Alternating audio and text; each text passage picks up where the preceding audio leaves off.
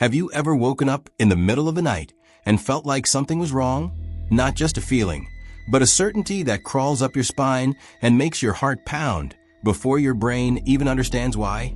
I'm about to tell you about 3 nights that changed everything I thought I knew about being alone. 3 nights where I learned that sometimes the worst thing isn't what you see, but what's been watching you the entire time. This isn't a story about ghosts or demons or anything supernatural. This is worse, because what happened to me was real. And the scariest part? I still don't know who it was. My name doesn't matter. What matters is that I was 19, desperate for independence, and willing to overlook red flags just to escape a toxic home. I found an apartment that seemed perfect. Budget-friendly, decent neighborhood. My own space finally. I signed the lease without asking enough questions. Without wondering why the rent was so cheap. Without noticing the small details that should have screamed danger. The apartment had a simple layout. You walked into a combined living and dining area. Kitchen off to the side, behind a wall. Down a hallway with 2 closets and a bathroom. Then the bedroom at the very end. The bedroom was surprisingly spacious, 2 closets, enough room for everything I needed. It felt like freedom. It felt like mine. For the first few months, everything was normal. I went to classes, worked part-time, lived the life I'd always wanted. Then one night, I brought someone home. A girl I'd known from school.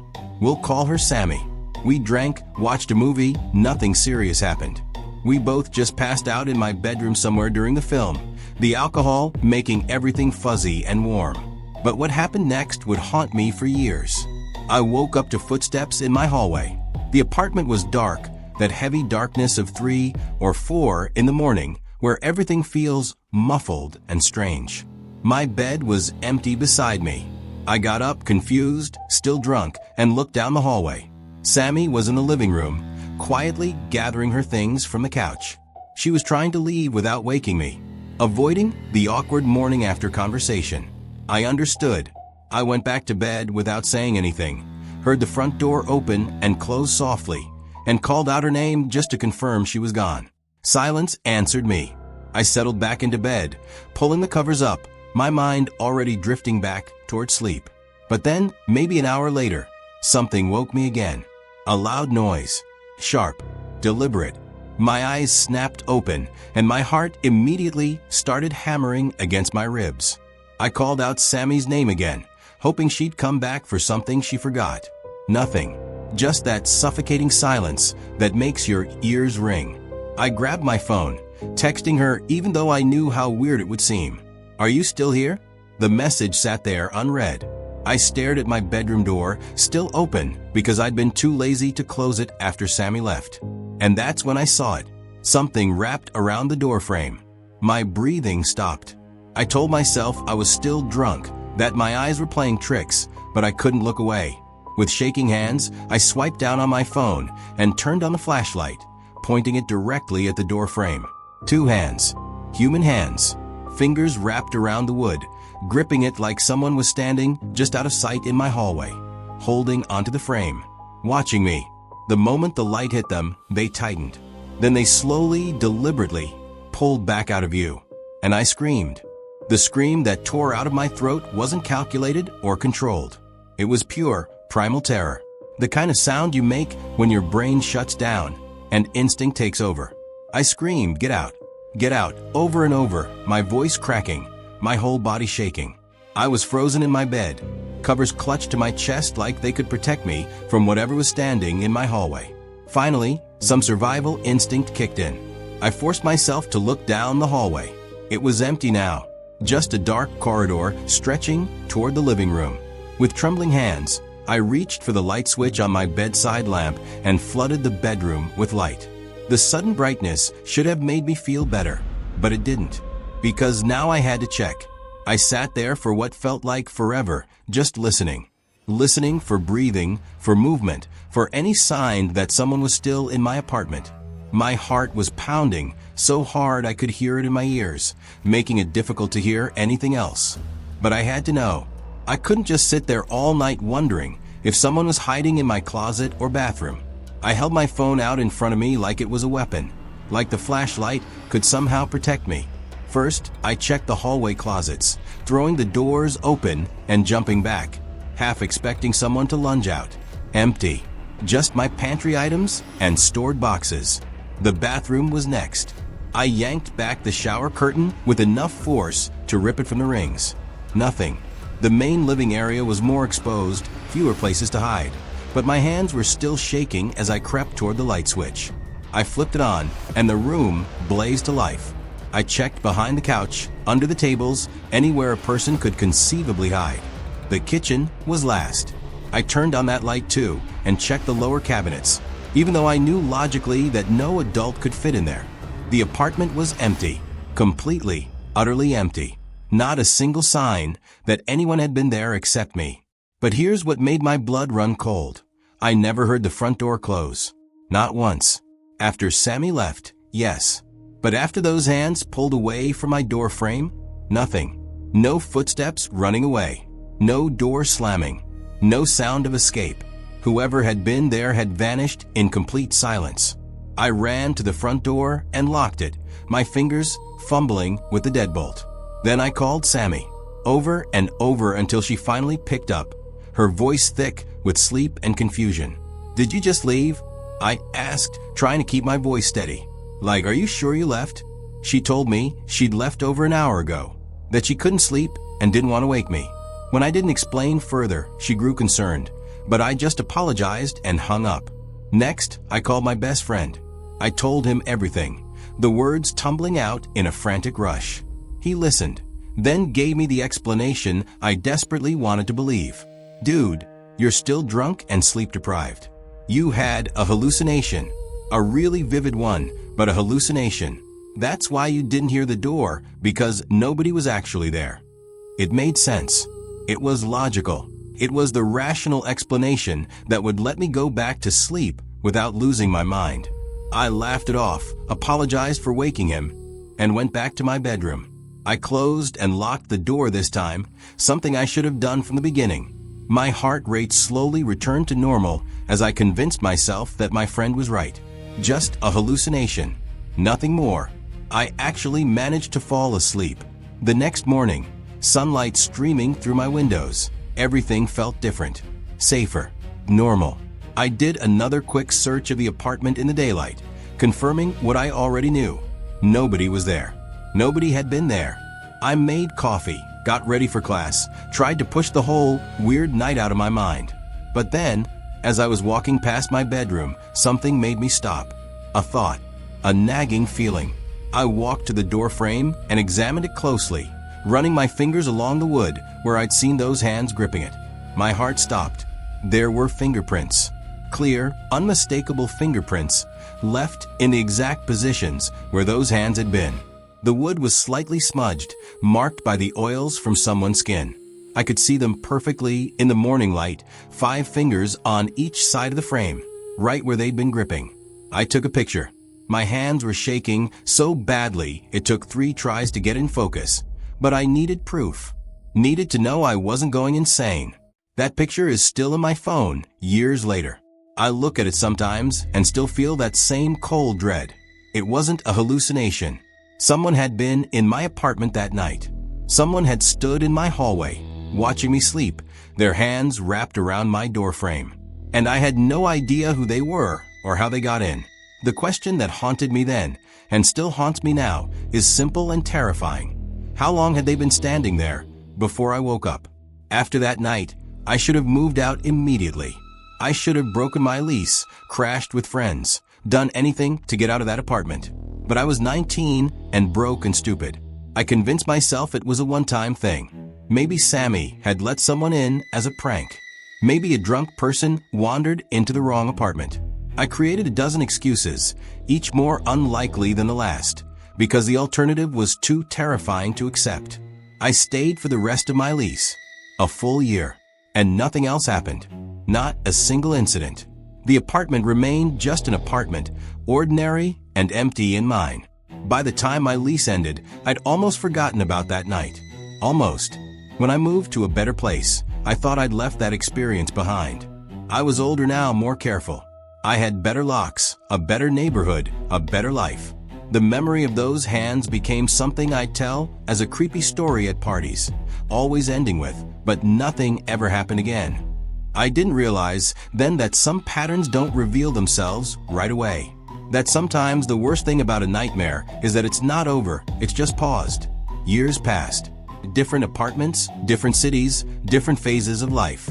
I grew up, got a real job, started building the adult life I'd always wanted. And then I moved back to my hometown for work. My parents offered to let me stay with them while I house hunted, and reluctantly, I agreed. Now, I need you to understand something about my parents' house. It never really felt like a family home. My dad traveled constantly for work, sometimes gone for weeks at a time. My mom was always out with friends or staying at my aunt's place or busy with social obligations. From the time I was 16 onward, I basically lived alone in that house. I'd come home from school to an empty house, eat dinner alone, watch TV alone, spend entire weekends as the only person there. As a teenager, I'd loved it. It felt like freedom. Now, as an adult staying there temporarily, it felt different. The house was too big, too quiet, too filled with shadows and corners I'd never noticed before. But it was free, and I was saving money, so I told myself it was fine. One night, I was alone again. Both parents were out, my dad on a business trip and my mom at my aunt's house. This was normal, expected. I made dinner, watched some TV, got ready for bed. Everything routine, everything safe. That's when my phone rang. The screen showed no caller ID. I almost didn't answer, but something made me pick up. Maybe curiosity, maybe boredom. "Hello," I said. Silence, but not empty silence. I could hear breathing on the other end. Slow, deliberate breathing. "Hello," I said again, louder this time. Click. They hung up. I stared at my phone, that familiar cold feeling starting to creep up my spine. Wrong number, I told myself. Just a wrong number. But my hands were shaking as I set the phone down. 30 seconds later, it rang again. No caller ID. This time I didn't say anything. I just listened. And on the other end, someone was there, breathing, waiting. After 10 seconds of this silent standoff, I hung up. My heart was pounding now, that old fear from my first apartment creeping back into my chest. The phone rang a third time, a fourth, a fifth. Each time, the same thing. No voice, just breathing. Just someone on the other end, letting me know they were there. By the sixth call, my hands were shaking so badly I could barely hold the phone. I didn't answer that one. I sat there in the living room of my parents' house, the house I'd grown up in, the house that should feel safe, and I felt completely exposed. Because whoever was calling knew I was home, knew I was alone, and they wanted me to know they knew. The phone call stopped after the sixth one, but the silence that followed was somehow worse. I sat in the living room, every light in the house blazing, staring at my phone and waiting for it to ring again. Minutes crawled by. 10, 20, 30, nothing. I tried to rationalize it.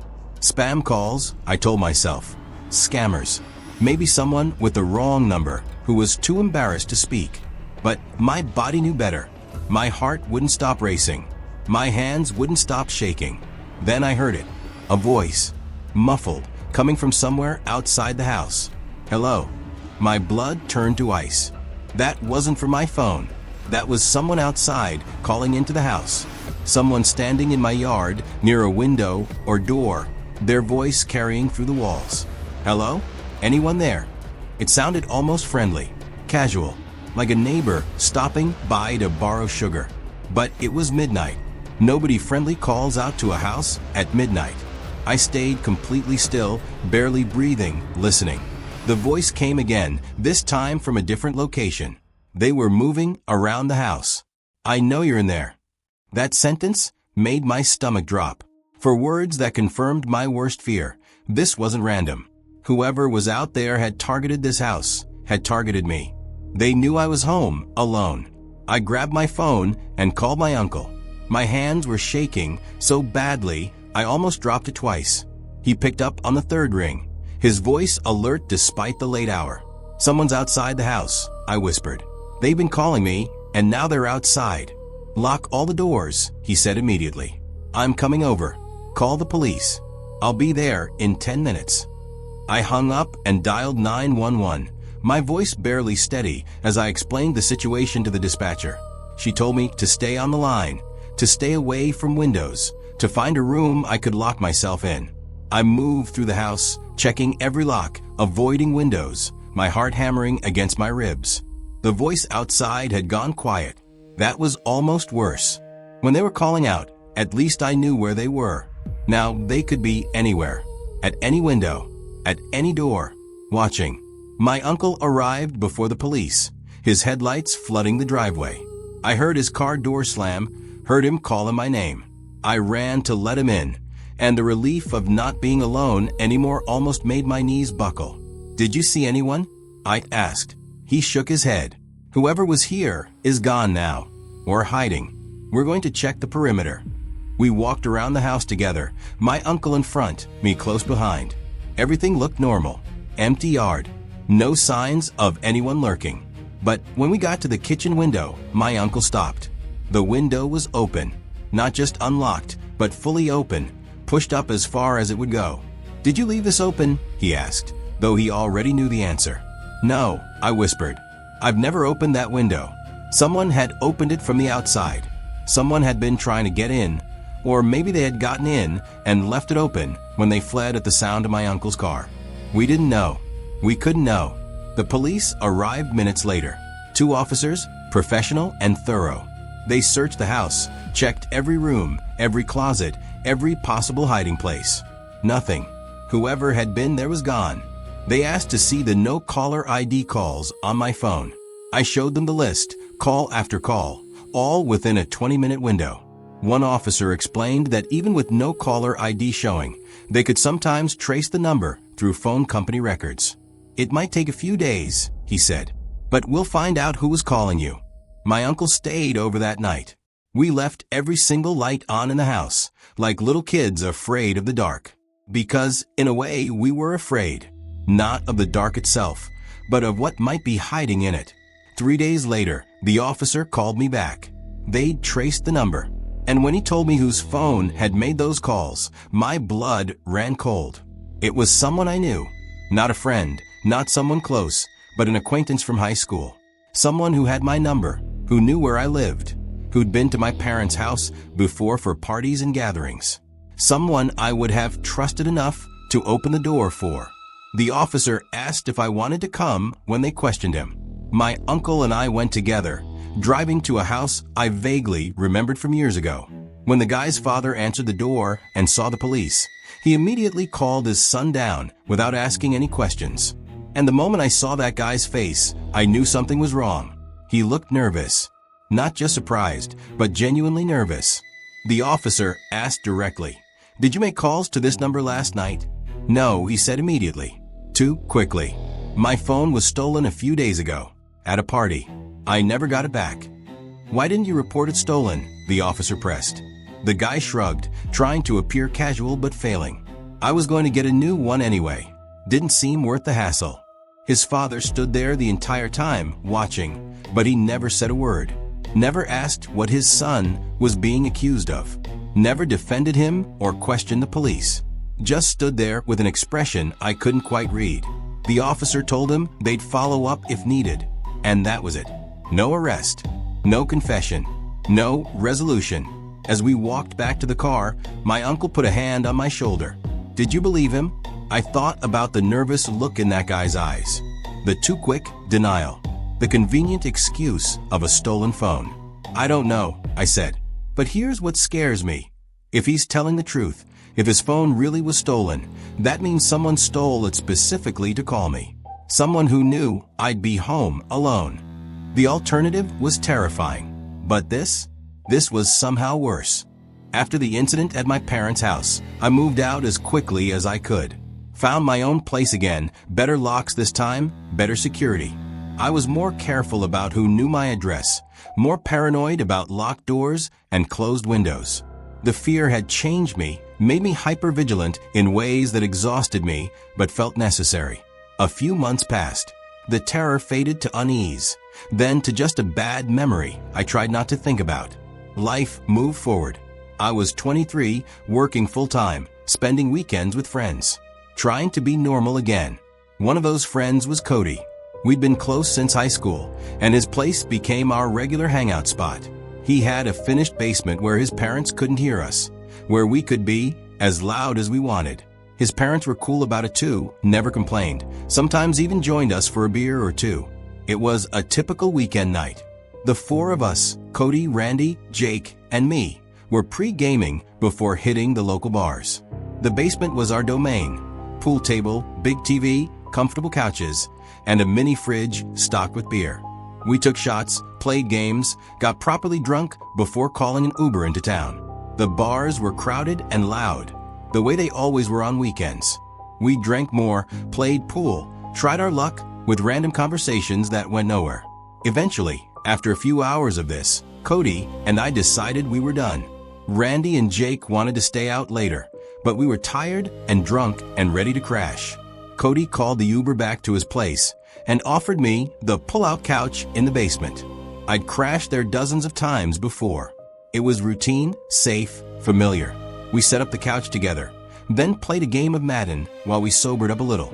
I was terrible at it, always had been, and Cody destroyed me like he always did. "I'm done," I said, tossing the controller onto the couch. "I'm going to pass out." Cody laughed, said goodnight, and headed upstairs. I heard the basement door close behind him. The lights went off, leaving me in near total darkness. The only illumination came from the cable box clock under the TV, the standby light on the TV itself, and a strange green glow from a Heineken mini fridge across the room. The mini fridge hummed quietly, a white noise that had always helped me fall asleep before. Comfortable, familiar, safe. I was out within minutes. When I woke up, I didn't know what time it was. The darkness was complete except for those same three sources of light. My mouth was cotton dry from all the alcohol. My tongue stuck to the roof of my mouth. I needed water desperately, but I really didn't want to get up. I lay there for a moment, debating. Then I glanced over at the Heineken fridge, wondering if there was anything non-alcoholic in there. Just beer, I remembered. No water. I'd have to go upstairs to the kitchen. My eyes drifted across the room, still adjusting to the darkness. And that's when I saw it. In the corner of the basement, opposite from the mini fridge, there was something. A shape. A dark mass that I didn't remember seeing there before. I stared at it, waiting for my eyes to adjust better. It had to be something ordinary. A coat rack. A pile of laundry. Something Cody had moved down here. But the longer I stared, the more certain I became. It was moving. Not drastically. Just subtle shifts, the kind of movement that comes from breathing. From a person trying to stay very still. My heart started to pound. Every instinct in my body screamed at me to react, to jump up, to scream, to run. But something kept me frozen. Some survival instinct that told me if I acknowledged what I was seeing, if I let them know I'd noticed them, something terrible would happen. So I stayed still, completely still, just watching this shape in the corner of the basement. This shape that was absolutely, definitely a person. I could make out the height now. Taller than Cody, broader. Standing completely motionless in the darkness, like a statue. Like they'd been standing there for a long time, watching me sleep. My mind raced. How long had they been there? Were they there when Cody and I were playing video games? When we set up the couch? Had they been hiding somewhere? Waiting for Cody to leave? Waiting for me to fall asleep? Or worse, had they come in after? Had they crept down the basement stairs while I was unconscious, positioned themselves in that corner, and just watched? I needed to get out, but I couldn't panic. If I jumped up and ran, they'd know I'd seen them. They might chase me, might grab me before I reached the stairs. I had to be smart about this. So I sat up slowly, deliberately. I fake yawned, stretching my arms like I'd just naturally woken up. I muttered to myself, loud enough to be heard. Man, I should have brought water down here. So thirsty. I stood up, moving casually, like I didn't have a care in the world. Like I was just a drunk guy getting up to find some water. All while every nerve in my body was screaming, every muscle coiled tight with fear. I walked toward the stairs. Each step took me closer to safety, but also closer to that figure in the corner. I had to walk past them to reach the staircase. As I got closer, I could make out more details. Definitely human-shaped, definitely tall, definitely not moving. I reached the bottom of the stairs. This was it. If they were going to grab me, this was when they'd do it. I put my foot on the first step, then the second, still moving casually normally. Don't run. Don't show fear. When I was about halfway up the stairs, something made me look back. I don't know why. Curiosity. Confirmation. The need to know for sure. The figure was no longer in the corner. They were standing at the bottom of the stairs. The scream I'd been holding in finally erupted. I didn't care about staying calm anymore, didn't care about pretending I didn't know they were there. They were at the bottom of the stairs, a dark silhouette blocking my only exit, and every survival instinct in my body screamed run. I bolted up the remaining steps, taking them 2 at a time, my hands scrambling for the door handle. I grabbed it, yanked it open, and slammed it shut behind me with enough force to shake the frame. Then I was running through Cody's house, up another flight of stairs, shouting his name. Cody, Cody, wake up. There's someone in your basement. I burst into his room without knocking, shaking him awake. He sat up confused, still drunk, trying to make sense of what I was saying. What? What are you? There's someone in your fucking basement. My voice was high-pitched with panic. We need to wake up your dad. We need to. That's when we heard it. A slam from downstairs. The basement door. Cody's expression changed instantly. He jumped out of bed, and we ran together to his parents' room. His dad was a light sleeper, thank God, and the moment we started explaining, he was out of bed and moving. No questions, no hesitation. He just ran downstairs in his pajamas, and we followed close behind. The basement door was wide open. I'd shut it, I knew I had, but now it stood open like an invitation, like a taunt. I closed that door, I said, my voice shaking. When I came up, I shut it. Cody's dad held up a hand, signaling us to stay back. He grabbed a baseball bat from the hall closet, of course he had one ready, and descended into the basement. We stood at the top of the stairs, Cody on the phone with 911, me listening to his dad's footsteps below, waiting for something terrible to happen. Clear, his dad shouted after what felt like forever. But the back door is open. We all rushed downstairs, through the basement to the back door that led to their yard. It was indeed wide open, the night air flowing in, the darkness beyond revealing nothing. He went out this way, Cody's dad said, already moving into the backyard. Stay here and wait for the police. But we didn't stay. We followed him outside with our phones' flashlights, searching the yard, then the front yard, then the neighboring properties, looking for any sign of the person who'd been watching me sleep. Whoever they were gone, vanished into the night like smoke. The police arrived about 15 minutes into our search. They did their own thorough check of the premises, professional and methodical. They searched the basement, the backyard, the entire perimeter of the property. They took statements from all 3 of us. They examined the back door for signs of forced entry. Nothing. No evidence left behind. No fingerprints on the door. No disturbed ground outside. No witnesses. Just my testimony that someone had been standing in that basement, watching me. By the time the police finished, neighbors were starting to wake up, coming outside in their bathrobes to see what all the commotion was about. Dawn was breaking, painting the sky in shades of gray and pink. What should have been a peaceful morning felt sinister, wrong. I called an Uber. Cody offered to drive me, but I needed to be alone, needed to process what had just happened. His dad walked me out, put a hand on my shoulder. You did the right thing, he said. Running, making noise, getting help. I nodded, but I couldn't speak.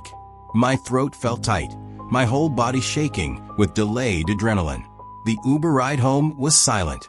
The driver tried to make small talk, but I just stared out the window, watching the familiar streets pass by, thinking about that figure in the corner, the way they'd stood so still for so long, the way they'd moved to the stairs the moment I looked back. They'd been waiting for something.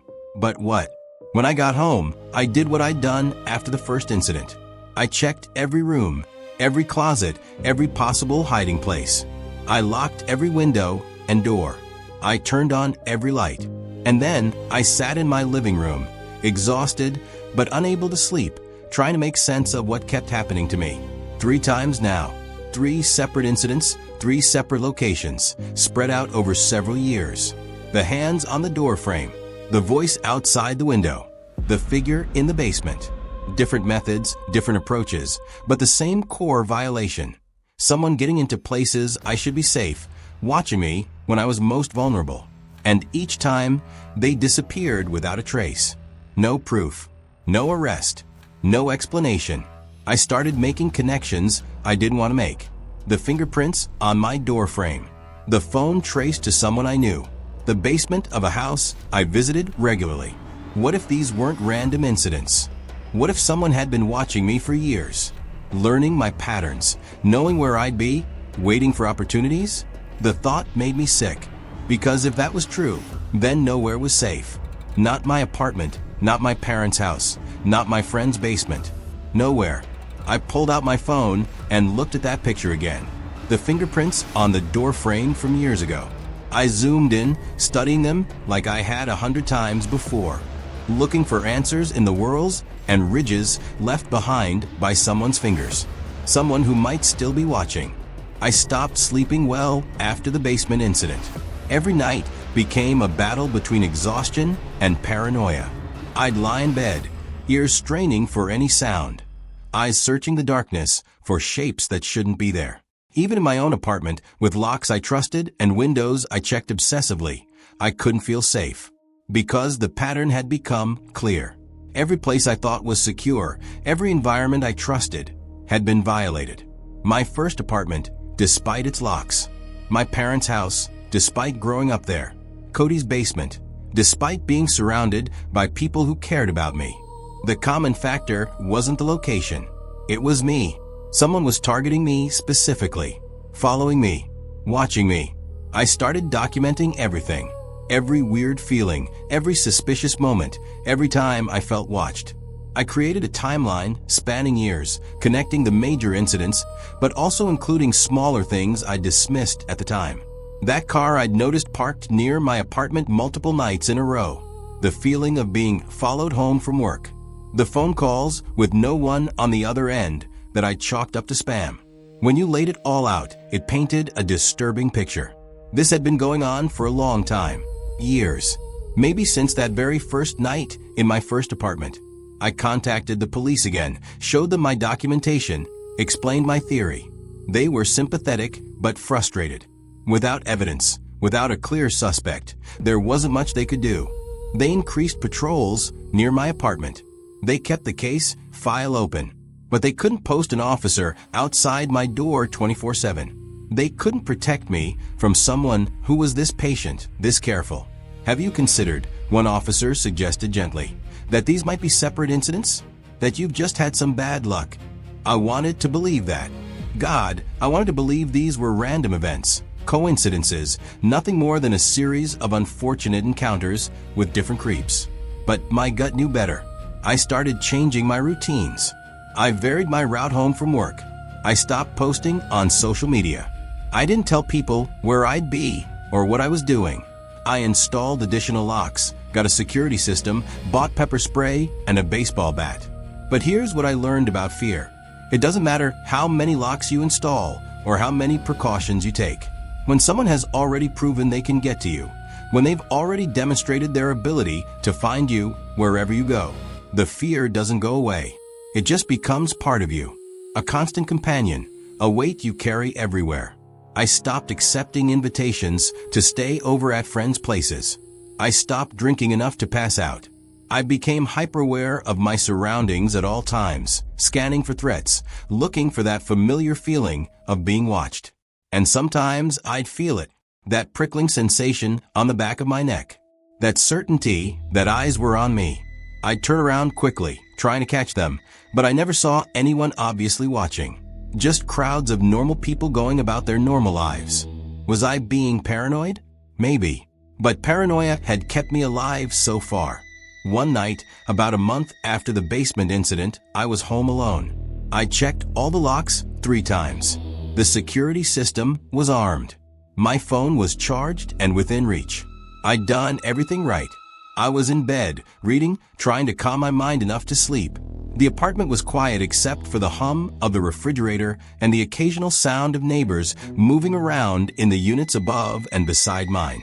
Then my phone buzzed. A text from an unknown number. "I know you're awake." My blood turned to ice. I stared at the message, my heart rate accelerating instantly. Unknown number. For words that confirmed my worst fear, they were still watching. I didn't respond. Every instinct screamed at me not to engage. But another message came through immediately. "You've gotten so careful. All those locks. The security system. But you can't lock me out forever." My hands were shaking so badly, I almost dropped the phone. I should call the police. I should do something. But I was frozen, staring at these messages, knowing that whoever was sending them could see my apartment, could see my lights on, could somehow know I was awake and reading. A third message appeared. "I've been watching you for a long time. You still don't know who I am, do you?" This was it.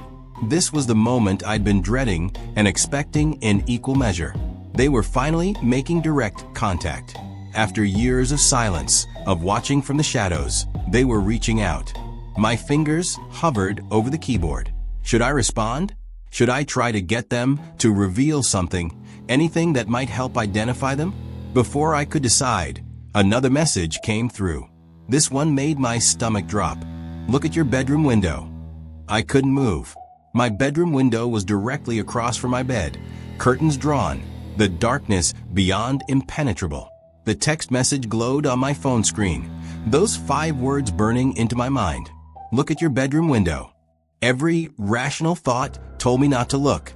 Don't engage. Call the police. Get out of the apartment. But I couldn't help it. My eyes slowly lifted from the phone to the window, my heart hammering so hard I could feel it in my throat. The curtains were closed. I was on the 3rd floor. Nobody could be at my window unless they were on a ladder, unless they'd somehow climbed up the outside of the building. It wasn't possible. But as I stared at those curtains, I saw something that made my blood run cold. A shadow, just barely visible through the thin fabric. The outline of a person standing outside my window, looking in. I couldn't breathe, couldn't scream, could only stare at that impossible silhouette, my brain refusing to process what I was seeing. Another text buzzed through. "Wave hello." That broke the spell. I lunged out of bed, grabbing my phone, and ran out of my bedroom, slamming the door behind me.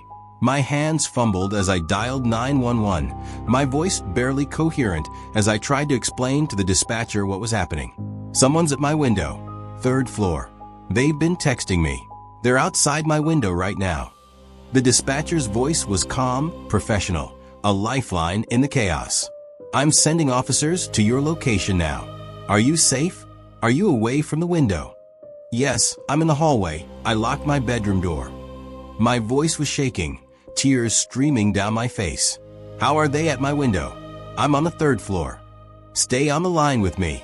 Officers are 3 minutes away." Those 3 minutes felt like hours. I huddled in my hallway, as far from the bedroom as I could get, listening for any sound of someone breaking in. The texts kept coming. "Why did you run?" "I just wanted to see you. We've been doing this dance for so long." "Don't you want to know who I am?" "Yes. God, yes. I wanted to know who had been terrorizing me for years. But I also didn't want to know, because knowing would make it worse somehow, would give a face to the nightmare." I heard sirens approaching, getting louder. The text stopped abruptly. I counted the seconds until I heard pounding on my door. "Police. Are you in there?" I ran to the door, checked the peephole to confirm it was actually officers, and let them in. 2 uniformed cops, hands on their weapons, faces serious. "Where's the bedroom?" one asked. I pointed, and they moved quickly, clearing the room like they'd done this 1,000 times. One of them went to the window, pulled back the curtain, and looked out. "There's a fire escape out here," he said. "Runs right past your window." My apartment building had a fire escape. I knew that, of course I knew that, but it was on the other side of the building. Wasn't it? I'd never thought to check which units it actually passed by. The officer opened the window and stepped out onto the fire escape, shining his flashlight up and down. Nobody here now. But there are marks on the railing. Fresh. Someone was definitely out here recently. They took my phone, read the messages, took screenshots for evidence. They searched the entire apartment building, checked the fire escape from top to bottom, interviewed neighbors. One woman on the second floor said she'd heard footsteps on the fire escape about 20 minutes ago, but thought it was just the building settling. 20 minutes ago, right when the text started. The officers stayed for over an hour, taking my statement, calling in the messages to their database, trying to trace the number.